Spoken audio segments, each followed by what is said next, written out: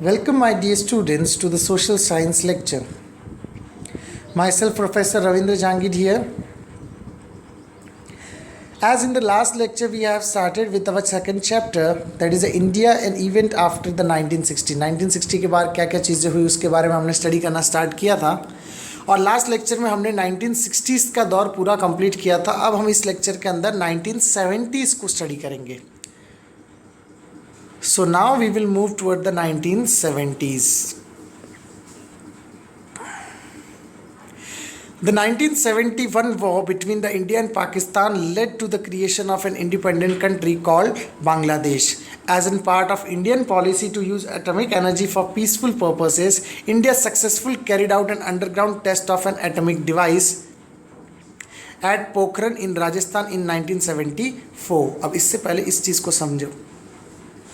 1966 में आपने last time मैंने आपको पढ़ाया था कि 1960 में प्राइम मिनिस्टर इंदिरा गांधी बनी और उसी टाइम में बांग्लादेश के अंदर मुक्ति बहिनी करके एक मूवमेंट स्टार्ट हुआ. मुजीबुर रहमान और उनके ऑर्गेनाइजेशन ने स्टार्ट किया था, जिसके कारण ईस्ट इंडिया में बहुत बड़ी प्रॉब्लम होने लगी, ईस्ट पाकिस्तान में. और उन्होंने इंडिया में भी ज़्यादा इफेक्टेड इसके लिए हुआ क्योंकि वहाँ से रेफ्यूजी बहुत इंडिया में भाग के आने लग गए और इसी के कारण 1971 के टाइम पे इंडिया और पाकिस्तान के बीच में वॉर हो गया. क्यों? क्योंकि पाकिस्तान को लगता था कि इंडिया इनको ज़्यादा करके उकसा रहा है इंडिपेंडेंट के लिए. किसको? ईस्ट पाकिस्तान को. इसके लिए उसने इंडिया पे क्या कर दिया? अटैक कर दिया 1971 में. लोंगेवाला पोस्ट पे आपको मालूम रहेगा, जैसे बॉर्डर मूवी भी बनाया गया है ना. तो India 71 war between the India and Pakistan led to the creation of an independent country which is called as an Bangladesh. अब देखो उसको बांग्लादेश क्यों बोला गया. देखो आपको मालूम रहेगा वेस्ट बंगाल के नेबर में आता है और वो पहले पूरा रीजन हमारे इंडिया का था और उसको बांग्ला रीजन कहते थे. उसको कौन सा रीजन कहते थे? बांग्ला रीजन. और जहाँ पे सबसे पहले ईस्ट इंडिया कंपनी भी वहाँ पे इस्टेब्लिश की गई थी, इसके लिए उसको क्या कहा जाता था? बांग्लादेश नहीं, उसके लिए बांग्लादेश कहा जाता था. लेकिन आफ्टर इंडिपेंडेंट हमारे कंट्री में क्या आ गया? वेस्ट बंगाल, और वेस्ट का पार्ट आया, इसके लिए हम उसको क्या कहते थे? वेस्ट बंगाल. तो बाकी का पार्ट पहले क्या बन गया था? ईस्ट पाकिस्तान बन गया था. लेकिन जब वो इंडिपेंडेंट हुआ, ज़्यादा बंगाली लोग का पॉपुलेशन वहाँ पे था, इसके लिए उसको क्या कहा गया? बांग्ला लोग का देश, बंगाली लोग का देश बांग्लादेश. ठीक है ना, इस हिसाब से उसको नाम कैद किया गया बांग्लादेश. तो ये 1971 वॉर में इंडिया ने विक्ट्री लिया पाकिस्तान से. पाकिस्तान को सरेंडर करना पड़ा इंडिया के सामने और इंडिया में एक नया कंट्री क्रिएशन करके दिया जिसका नाम क्या रख दिया गया? Bangladesh. And as we are now having a friendly relation with the Bangladesh. और आपको एक और चीज़ इंपॉर्टेंस बता दूं, हिस्ट्री के स्टूडेंट हो तो आपको ये भी याद रखना चाहिए कि बांग्लादेश की जो प्राइम मिनिस्टर है वो शेख हसीना है. क्या नाम है उनका? शेख हसीना. तो वो अभी प्रेजेंट बांग्लादेश की प्राइम मिनिस्टर है. ठीक है. As an part of Indian policy to use atomic energy for peaceful purpose, India successfully tested carried out an underground test of atomic energy at Pokhran in 1974. India ने अपना पहला परमाणु विकसित कर दिया. कौन से ईयर में? 1971 में. आपने मूवी देखी रहेगी परमाणु, है ना. परमाणु मूवी देखी रहेगी तो उसके अंदर आपको मालूम पड़ गया रहेगा कि वो पोखरण में, राजस्थान में एक प्लेस है जैसलमेर डिस्ट्रिक्ट के अंदर, जहाँ पे वो लोग ने क्या किया? फर्स्ट टेस्ट किया गया और वो हमने क्या कर दिया? सक्सेसफुल हो गए. कौन से ईयर में हो गए? 1974 में. Second, in 1975, the people of Sikkim voted for joining Indian Republic and Sikkim became a full-fledged state in Indian Federation. देखो पहले हमने कौन सा किया? 1960s के दौर में कौन सा किया? 1960s के दौर में कौन सा किया बताओ जल्दी से? वो कौन सा है? दमन, दीव एंड गोवा. और उसके बाद 1970s के दौर में हमने कौन से स्टेट को हमारा इंडिया में पार्ट बनाया? सिक्किम. सिक्किम के लोगों ने वोट किया और उसमें से ज़्यादातर लोगों ने वोट क्या किया? हम इंडियन फेडरेशन में होना चाहते हैं. और कुछ लोगों ने वोट किया रहेगा कि हम चाइना में होना चाहते हैं, लेकिन उसका कोई इम्पैक्ट पड़ा नहीं. लेकिन ज़्यादातर लोगों ने वोट किया कि हम इंडियन रिपब्लिक में ज्वाइन होना चाहते हैं. इसके लिए सिक्किम इंडिया का फुल फ्लेज स्टेट बन गया. कौन से ईयर में? 1975 के अंदर. तो इस हिसाब से 1970s का जो दौर था उसके अंदर सबसे पहला हमारा इंडिया पाकिस्तान वॉर हो गया. सेकेंड 1974 में हमने परमाणु टेस्ट किया और 1975 में हमने क्या किया? सिक्किम को इंडिया का पार्ट बना दिया. During this decade the political situation in India grew unstable. Unstable क्यों? क्योंकि इस दौर में बहुत सी पॉलिटिकल नई पार्टीज इमर्ज होने लग गई और कोई भी पार्टी फुल फ्लेज वोट के साथ विनिंग होने पाई नहीं। इसके लिए यहाँ पे क्या होने लग गया, पॉलिटिकल इंस्टेबिलिटी 1970s के दौर में बहुत आ गई। आगे जाके क्या होता है कि इंदिरा गांधी पे केस हो जाता है इलाहाबाद के अंदर। वो कैसे होता है वो देखते हैं। The Allahabad High Court gave the verdict in 1974 that the Indira Gandhi, the then Prime Minister, has misused the government machinery during the election campaign, and it led to the nationwide strikes and protests during the period. The situation became more complicated due to the movement led by the Jay Prakash Narayan. JP Narayan करके जो एक leader थे, political leaders थे उस time पे, उन्होंने क्या कर दिया, मूवमेंट और प्रोटेस्ट चालू कर दिया कि जो प्राइम मिनिस्टर है इंदिरा गांधी, उन्होंने अपनी पावर का मिसयूज़ किया इलेक्शन के टाइम पे और इलेक्शन कैंपेन के टाइम पे, और उन लोगों ने अपने फेवर में वोट लाने के लिए अपनी पावर का मिसयूज़ किया। और मूवमेंट किसने स्टार्ट किया? जयप्रकाश नारायण यानी JP Narayan. The situation of law and order in the country worsen and the government declare the state of emergency, national emergency on the basis of constitutional provision related to the emergency. India के अंदर अभी तक की सबसे बड़ी political situation जो worst हुई थी वो कौन से टाइम पे हुई थी? 1976 के दौर में, जब इंडिया में क्या लगाई गई? National emergency. और इमरजेंसी स्टार्ट हुई थी 1975 में, जब, और एंड कब हुई थी? 1977। ऑलमोस्ट 2 ईयर्स तक ये इंडिया में क्या थी? National emergency. नेशनल इमरजेंसी का मतलब ये होता है कि without the prior permission of the government none of the people can move from one place to another, और without any reason the people can not move from one place to another. ये होता है national emergency का मतलब।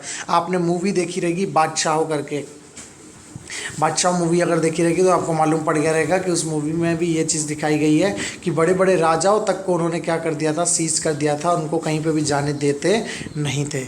But during this turbulent period, turbulent का मतलब क्या होता है? ये वर्स्ट पीरियड जो है, एकदम टेंशन का, एकदम बेकार जो समय था, is the fundamental right of the national citizen, Indian citizen was suspended.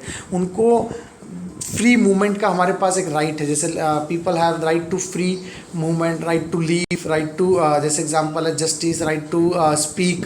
ये सारी राइट जो है हमारी, वो लोग ने क्या कर ली गई थी? फ्रीज कर दी गई। फ्रीज मतलब क्या? छीन ली गई थी। तो इसके लिए क्या कहा गया? इस समय में, इस ट्रिबुलेंट समय में इंडिया की गवर्नमेंट यानी इंदिरा गांधी की जो गवर्नमेंट थी, उन्होंने क्या कर दी थी? इंडियन सिटीजन की जो राइट्स है वो भी क्या कर दी थी? सस्पेंडेड कर दी गई थी। During the emergency the Indian administration became the disciplined and but the human rights were restricted. The period of national emergency lasted from 1975 to 1977.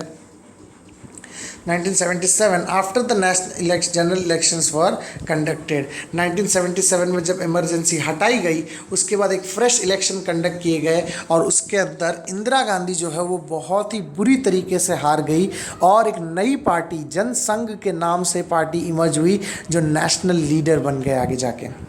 On the backdrop of the emergency, many opposition party came together and formed a new party which is called as a Janata party. उस समय क्या नाम रखा गया इस party का? जनता party. जो आज इसी पार्टी में से कुछ बड़े बड़े लीडर्स ने आगे जाके ये पार्टी जनसंघ बना और जनसंघ से इमर्ज हुआ भारतीय जनता पार्टी जो आज बीजेपी के नाम से जानी जाती है।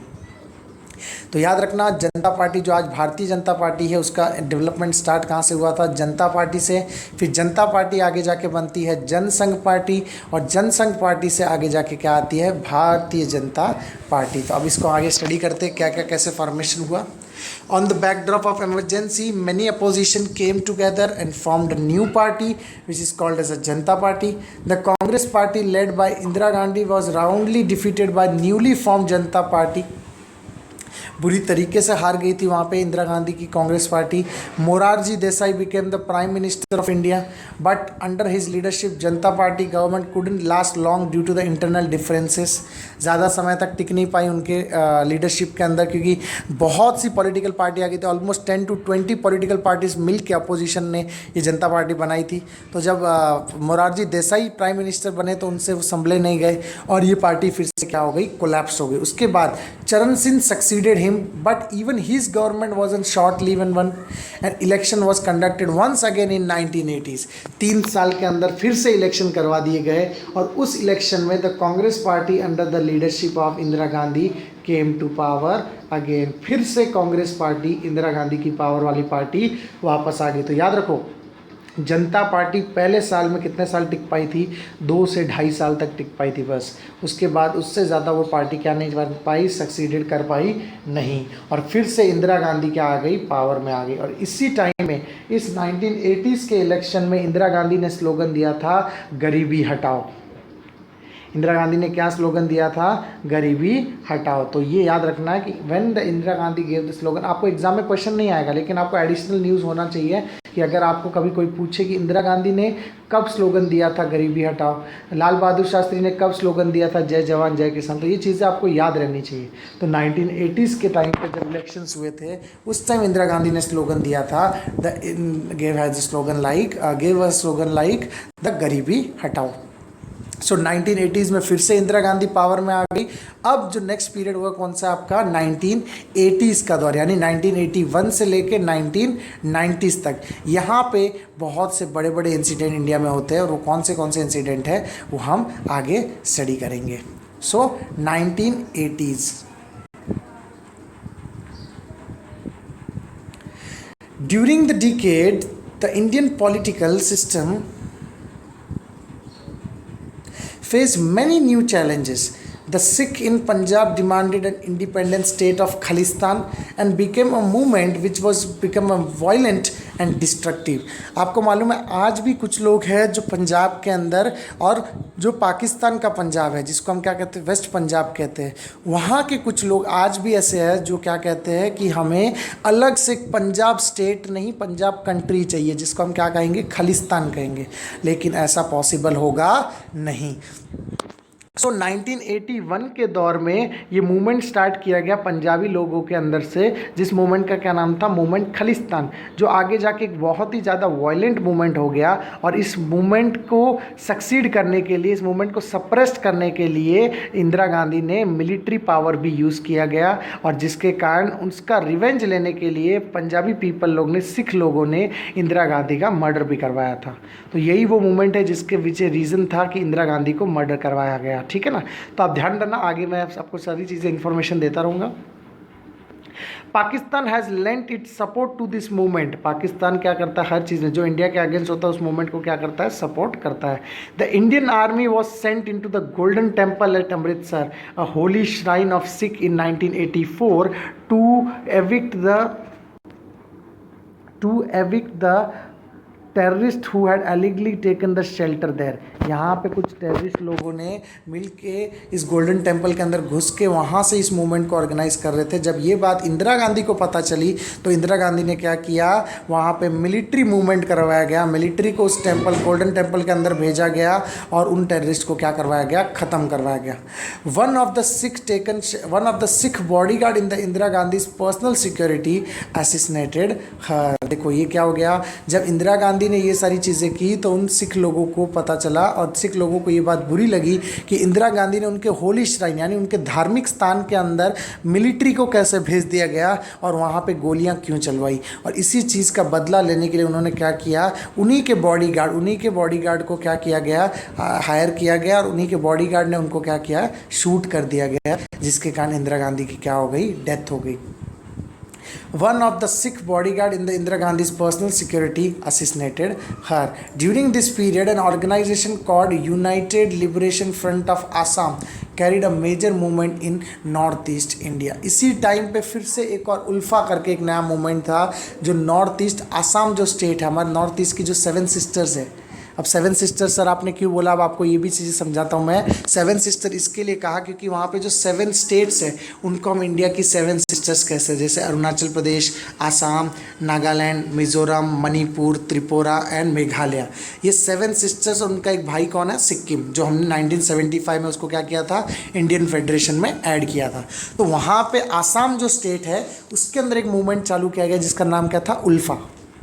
क्या नाम था उसका, ULFA, United Liberation Front of Assam. उसके बाद जब 1984 में इंदिरा गांधी को असैसिनेटेड किया गया, ऐसे मतलब उनको ख़त्म कर दिया गया, उसके बाद उन्हीं के बेटे राजीव गांधी 1984 में इंडिया के क्या बनते हैं, नेक्स्ट प्राइम मिनिस्टर बनते हैं। तो right after the Indira Gandhi's assassination in 1984, Rajiv Gandhi became the next prime minister of India.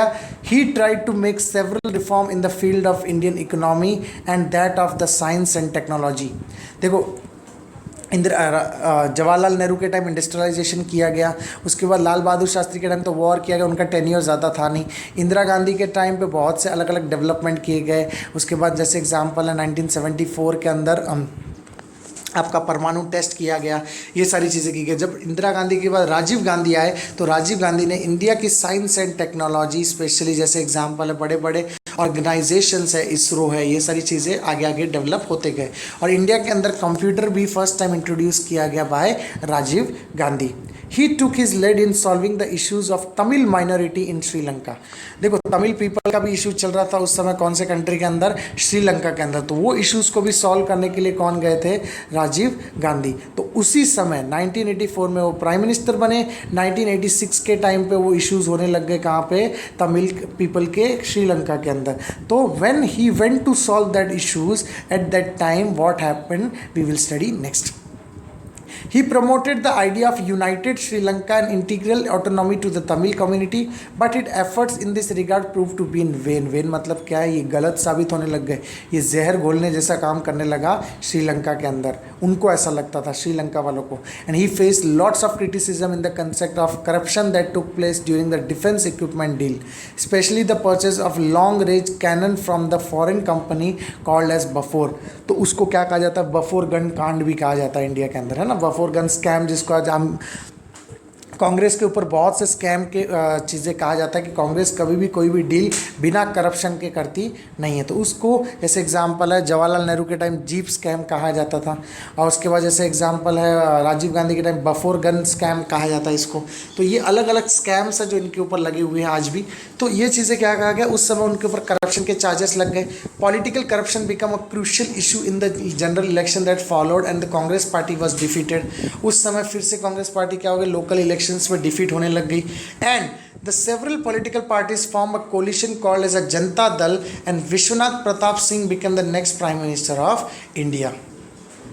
फिर से क्या होने लग गया, वहाँ पे फिर से जनता पार्टी थी, अब क्या हो गया, जनता दल बन गया, और विश्वनाथ प्रताप सिंह करके एक पर्सन थे जो अगले नेक्स्ट प्राइम मिनिस्टर बने इंडिया के।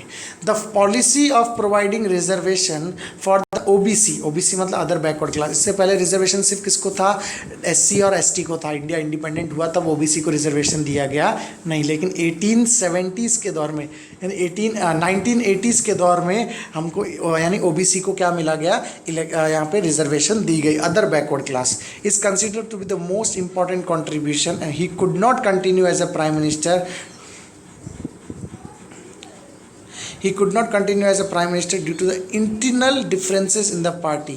और फिर से 1990 में Chandrashekhar become the prime minister of India. वहाँ पे फिर से कौन बने प्राइम मिनिस्टर, चंद्रशेखर वहाँ पे प्राइम मिनिस्टर बनते 1990s में। and his government was also a short-lived in 1991 during the election campaign. The terrorist organization of Sri Lanka Liberation Tiger of Tamil Eelam, that LTTE, assassinated Rajiv Gandhi.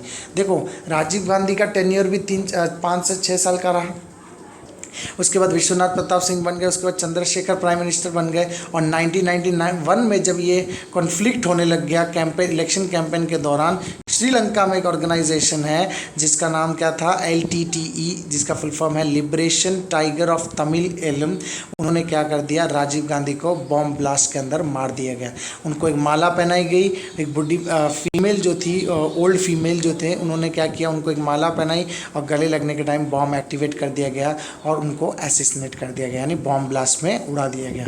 तो देखो राजीव गांधी का भी assassinate किया गया, और उसके बाद आपका इंदिरा गांधी को भी असैसिनेट किया गया। तो अलग अलग चीज़ें यहाँ पे हम पॉलिटिक्स में देखते हैं कि कांग्रेस का जो बैकग्राउंड है, जो हिस्ट्री है, वो ज़्यादा करके बैड और सैडनेस से भरी हुई है, ठीक है ना। उसके बाद toward the end of the decade of 1980s the unrest in Jammu and Kashmir, 1980s जब कंप्लीट हो रहा था, 1990 का दौर जब खत्म हो रहा था, अनरेस्ट पैदा होने लग गया, मतलब वहाँ पे अशांति फैलने लगी। कहाँ पे? जम्मू एंड कश्मीर में। The terrorist activity there force to the first Kashmiri Pandit to leave the valley and this problem grew a serious day by day and today it has become the form of terrorism. धीरे धीरे ये problem बढ़ने लग गई और आज ये एक बहुत बड़ी प्रॉब्लम, बहुत बड़ा इशू बन के हमारे सामने है टेररिज्म का जम्मू एंड कश्मीर में, जिसका सॉल्यूशन अभी रिसेंट में किया गया। आपको मालूम रहेगा आर्टिकल 370 रिमूव करके कश्मीर को इंडिया का इंटीग्रल पार्ट बनाया गया और India as an one nation policy को अडॉप्ट करके कश्मीर को भी इंडिया का पार्ट, कंप्लीट पार्ट बनाया गया। अब हमारे पास कौन सा सिर्फ पार्ट बचा हुआ है? आपका सिर्फ और सिर्फ जो LOC के उस पार का जो कश्मीर है वो बचा हुआ है। जब वो पार्ट भी हम इंडिया में ले लेंगे तो कंप्लीट कश्मीर हमारे इंडिया का हो जाएगा। So in the next lecture we are going to study the changes after 1991. Till today we have studied 1960s. In the last lecture we have studied 1960s. In this lecture we have completed 1970s and 1980s. Now we are going to study 1991 process and the globalization process, science and technology in the next lecture.